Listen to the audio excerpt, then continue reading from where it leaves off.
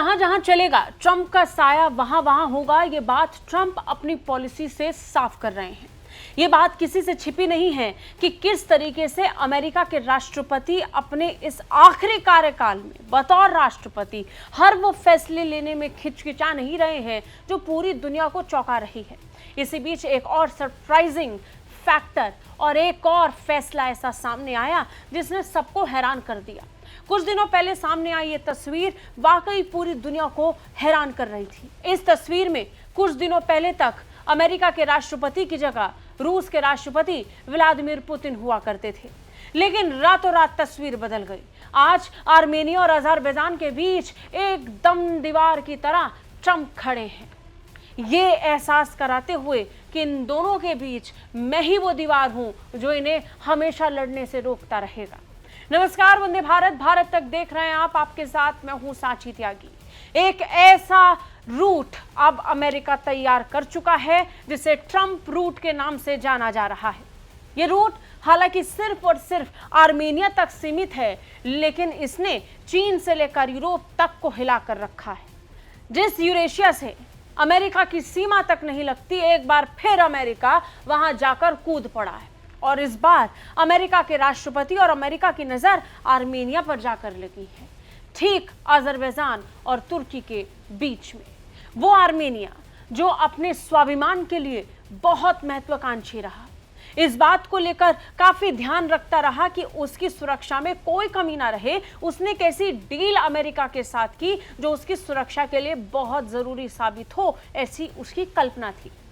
तय हुआ कि आप हमारे एक कॉरिडोर की संरचना पर काम कीजिए, उसके विकास पर काम कीजिए और हमारी सुरक्षा का दायित्व हम आपके हाथ में दे देते हैं। आर्मेनिया और अमेरिका के बीच जेंगजूर कॉरिडोर को लेकर फाइनल डील हुई।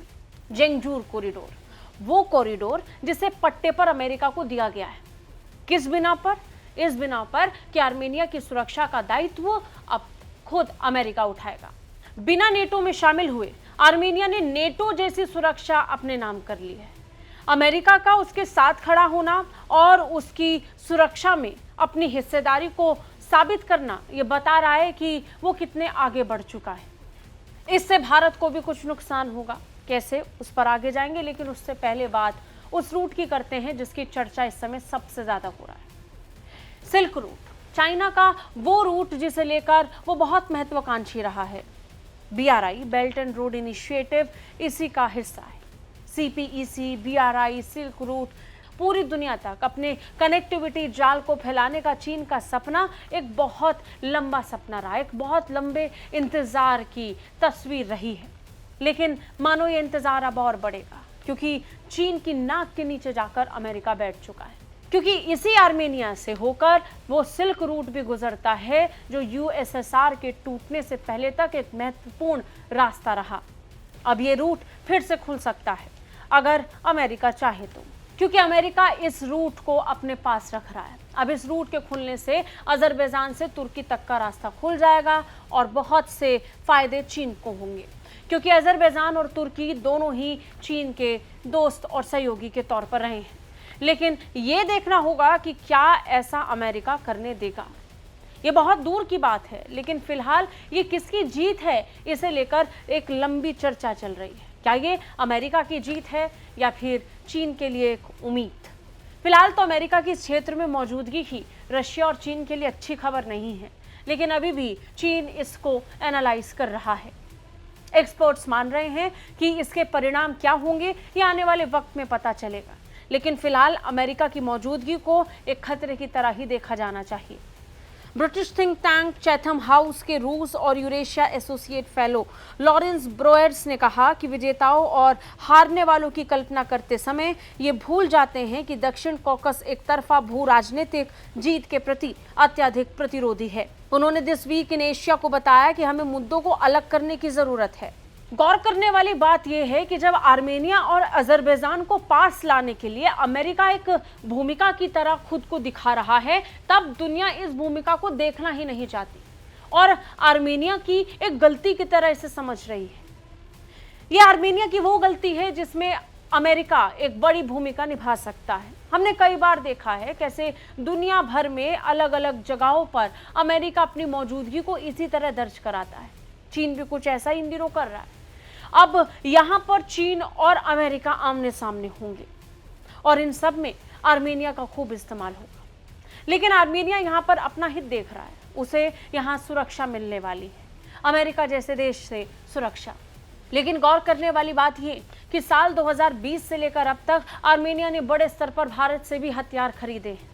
लेकिन अब जब अमेरिका खुले तौर पर आर्मेनिया को सुरक्षा देने के लिए तैयार है और वो अजरबैजान से उसकी रक्षा करने के लिए तमाम तरीके के सहयोग की पेशकश कर रहा है, तो यहाँ चिंताएं भारत के लिहाज से भी बढ़ती हैं। विश्लेषक मानते हैं कि अमेरिकी भागीदारी से आर्मेनिया और अजरबैजान को जेंगजूर कॉरिडोर पर अपने मतभेदों को सुलझाने के लिए पर्याप्त कूटनीतिक जगह मिल जाएगी, वो भी ऐसे समय में जब ऐतिहासिक प्रभुत्व वाले रूस और ईरान का क्षेत्रीय प्रभाव यूक्रेन और इजराइल के साथ युद्ध के कारण कम हो चुका है। अब यहाँ पर चीन की भूमिका को समझना बहुत जरूरी है, खासतौर पर कनेक्टिविटी के लिहाज से, वो भी तब जब चीन रेल परियोजना पर बहुत तेजी से काम कर रहा था और अपने लिए सिल्क रूट पर काम करने के लिए एक विकल्प की तलाश कर रहा था। चीन के रेलवे नेटवर्क को 2 मध्य एशियाई देशों से जोड़ने और उसके बाद तुर्कमेनिस्तान और कैस्पियन सागर के ऊपर से दक्षिण कोकस तक ले जाने से यूरोप के लिए परागमन मार्ग 2000 किलोमीटर कम हो जाएगा, जबकि कजाकिस्तान के माध्यम से ट्रांस कैस्पियन अंतर्राष्ट्रीय व्यापार मार्ग की वर्तमान शाखा की तुलना में यह मार्ग छोटा हो जाएगा। रूस और काला सागर तक स्थलीय पहुंच के नुकसान के बारे में ईरान की चिंताओं को आर्मेनिया अजरबैजान शांति समझौते द्वारा सोवियत युग की सीमाओं को मान्यता देकर संबोधित किया गया है, खासकर अमेरिकी वाणिज्यिक नियंत्रण के बावजूद आर्मेनिया द्वारा जेंगजूर कॉरिडोर पर संप्रभुता को बनाए रखने के बल पर। लेकिन यहाँ चिंताएं अमेरिका के लिए भी बड़ी होनी चाहिए, खासतौर पर अमेरिका को अपने इतिहास से सबक लेना चाहिए और इसका सबसे बड़ा उदाहरण पनामा है। पनामा में अमेरिका ने एक कनाल बनाकर अपने लिए सुविधाजनक ट्रेड रूट बनाने की कोशिश की थी, लेकिन आज की तारीख में इस पनामा कनाल का इस्तेमाल सबसे ज्यादा चीन कर रहा है। ट्रंप ने राष्ट्रपति बनने के साथ ही इसे लेकर अपना विरोध भी जाहिर किया था और उन्होंने कई बार इसे लेकर चीन की निंदा की और कहा कि वो यहाँ पर अपना एकाधिकार जमाएंगे। अमेरिका ने पूर्व में जो गलती की वो उस गलती को सुधार देंगे। ऐसे में एक बार फिर अमेरिकी राष्ट्रपति डोनाल्ड ट्रंप किसी और जगह पर जाके एक और बड़ा इन्वेस्टमेंट करने वाले हैं। कहीं ऐसा ना हो कि इस क्षेत्र में आकर उनकी उपस्थिति को दर्ज कराना किसी और के लिए मौका बन जाए। हाँ, रूस जरूर आर्मेनिया के अंदर खासतौर पर इस रूट पर दखलंदाजी अब ना कर पाए, लेकिन चीन यहाँ थमने वाला नहीं है, क्योंकि इस बात को स्वीकारना होगा कि अजरबैजान और तुर्की दोनों ही चीन के करीबी देश हैं।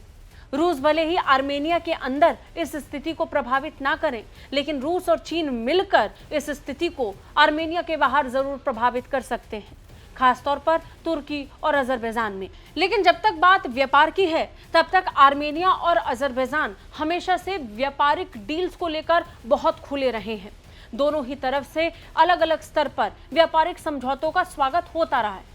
ऐसे में अगर व्यापार के लिए इस रूट का इस्तेमाल होता भी है तो बहुत हद तक आर्मेनिया इस सहयोग के साथ जाएगा, खासतौर पर तब जब आर्मेनिया और अजरबैजान की दोस्ती वाली तस्वीर आज की तारीख में पूरी दुनिया देख रही है, क्योंकि अमेरिका के राष्ट्रपति डोनाल्ड ट्रंप से मुलाकात से पहले ही आर्मेनिया और अजरबैजान दोनों ये साफ कर चुके हैं कि हम एक दूसरे के करीब इसलिए आ रहे हैं क्योंकि हम दोनों चाहते हैं।